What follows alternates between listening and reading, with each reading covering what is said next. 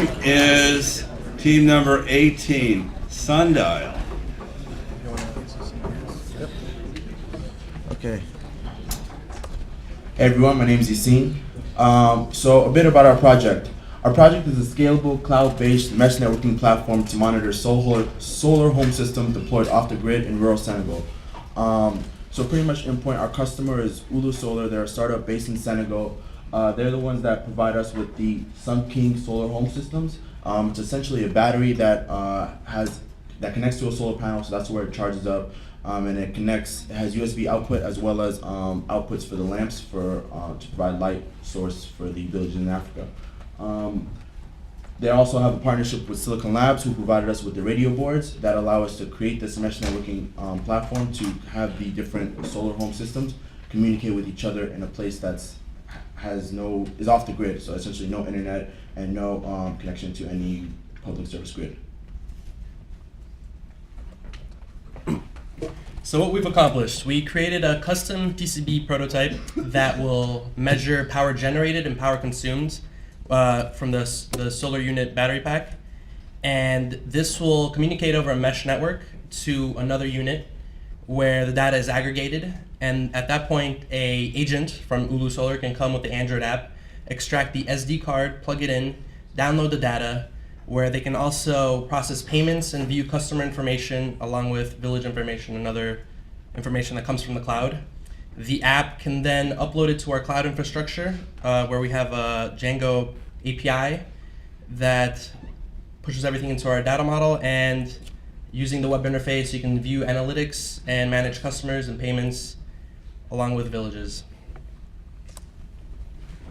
So as Constantino mentioned, there's 5 key pieces to our project, some that operate offline and some that operate online, and sort of one in between. So there are many offline pass-through devices that monitor the solar home systems up to, in our case, we've engineered for up to 64 devices in a village in a star network. And there's one central gateway device, the center of that star, that aggregates that data, and we store that on an SD card. So we store several months of data at a time, but the data is collected about once a month. So the Android app is taken offline to collect that data, but then once it's brought back to an area with internet connectivity, you can upload that data as well as any payment updates or customer updates to our cloud platform using our API. And then our web interface gives our customer the ability to manage all that data and look at analytics. So for my part of the project, I worked on the cloud platform, so I built the web interface and API. So our platform is running on Amazon Web Services Elastic Beanstalk. We're using Django as our web development system. And we give our customer complete control of all of their customer information, village information, the devices they have in the field, payments, their users, and analytics, and all of that's managed automatically by the cloud platform. And it's exposed securely through an API to our Android app, and we use token authentication so that only our Android apps can access our data. For my portion, I assisted on the API architecture design along with the data model. I was also kind of tasked with breaking the API because I was the one sending data to it. I also implemented the asynchronous communication from the app to the API, which was, in a sense, kind of challenging because the customer or the agent doesn't always have access to the internet when they're at a rural village. So they have to download data ahead of time, and as they modify it, when they return back to a location with data or connectivity, they want to upload it, and that can be a little tricky. I also implemented the database on the Android phone, which is SQLite, along with a lot of the activities and logic and the SD data extraction. So for my portion of the project was mostly with the design of the data model with the API, assisting Carlton and Constantino, wireframing the application. We wanted to use the interface to be real simple to use, minimal training required, and also the tab navigation and portion of the front end navigation for the application for the Ulu Solar agent. So I did the hardware and firmware. For the hardware, basically I developed the sync and sensor variants of the PCBs, and I assembled them, soldered them. So basically to take measurements, basically our MCU has to switch between these op-amp measurement circuits, which use sense resistors to measure the current, and then from that we get the power on all 6 ports of the SHS device. And for the firmware, basically I basically set up the network formation, and I made the network layer sort of fit to our specific needs of the application. So I added time synchronization. I also wrote the ADC drivers and the micro SD card drivers, and also the sensor nodes are also able to go into deep sleep mode, which conserves a lot of power. What I worked on was the further network establishment of the firmware. I made it so that if a sensor were to ever fail, the gateway would be able to pick it back up as soon as it rebooted, and if it ever rebooted, it would be able to remember that specific individual sensor ID. And with that information, I was able to make it so that the gateway would start recording from where that sensor last left off at. And since these gateways have to provide service to up to 200 sensors, I made it so that the sensors, upon collecting measurements, they would wait between 0 and 2 minutes before transmitting so that the gateway would not be overloaded. Also, I made it so that the gateway, I made it so the gateway is constantly broadcasting, and so if there were any sensors within range of the gateway, it would be able to automatically join the network and connect to the gateway and start transmitting their collected measurements. I also helped assist in other aspects of the firmware to debug, such as Alex's ADC drivers, and test the hardware, such as the PSUB.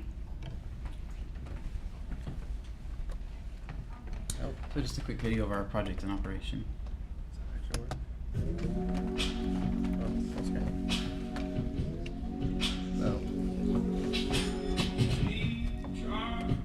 The Sundial solar monitoring system is a mesh network of sensors that collect usage data for solar systems deployed off the grid in rural Senegal.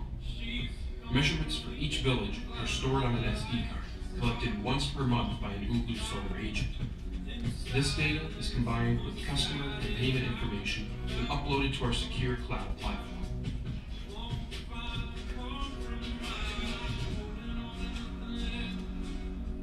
Users can then view up-to-date analytics on their devices, helping them provide better service for their customers.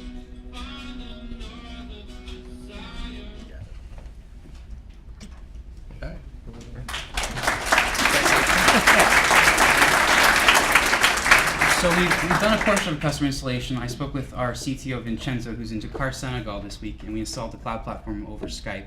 The rest of our installation will be done with our CEO, Dan Rosa, and our partners at Silicon Labs this afternoon after our demo.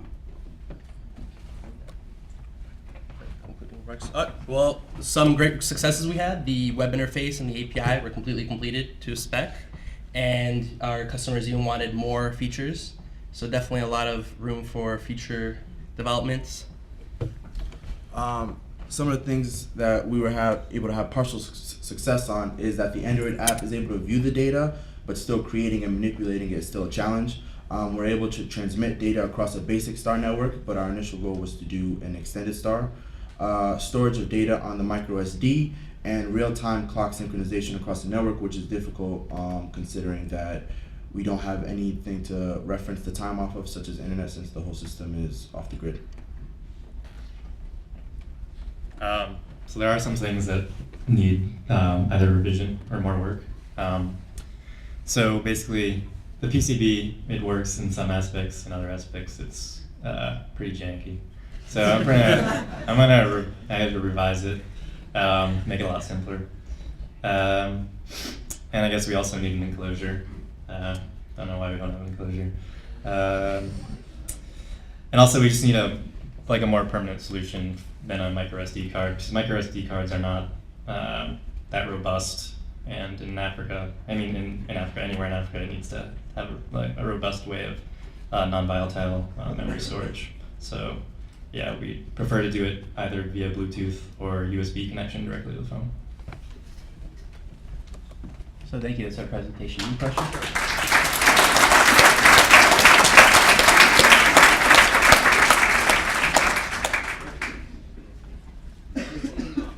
Concerns, I guess, for security for the business. One, how do you handle data integrity? How does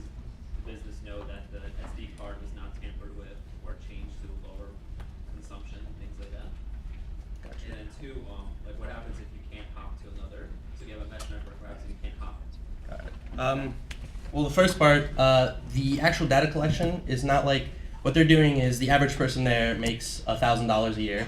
They're spending on an average $20 a month on electricity, and they're leasing these units at a $5 or so rate a month, saving people in rural villages a lot of money. And they're not leasing them as like, this is how much electricity you have for $5 a month. Here's the unit, use it as much as you want for $5 a month is the deal. So for collecting data, what we're using it more for is analytics. You could kind of detect, oh hey, that device is broken because it hasn't been, the power generated has been very weak lately. Maybe something's up, and more for talking to investors, because when they approach investors, they want to be able to say, this is how much power we're creating, this is how much power is being used, and that's their main function. So security on that stage is not that important. Also, to add to that, for the SD card, basically we're using the FATFS module as a driver to write the SD cards, and included in that is an encryption standard. I don't remember what the standard is, but it's encryption. So, also your question about hopping, it's a star network, so there is no hopping. That's the point of a star network, is that it can't fail. And I think a star network without hops is actually better, because you can just add a sync node for barely any extra cost, and that gives you as much range as you need, and also less data congestion. So, yeah.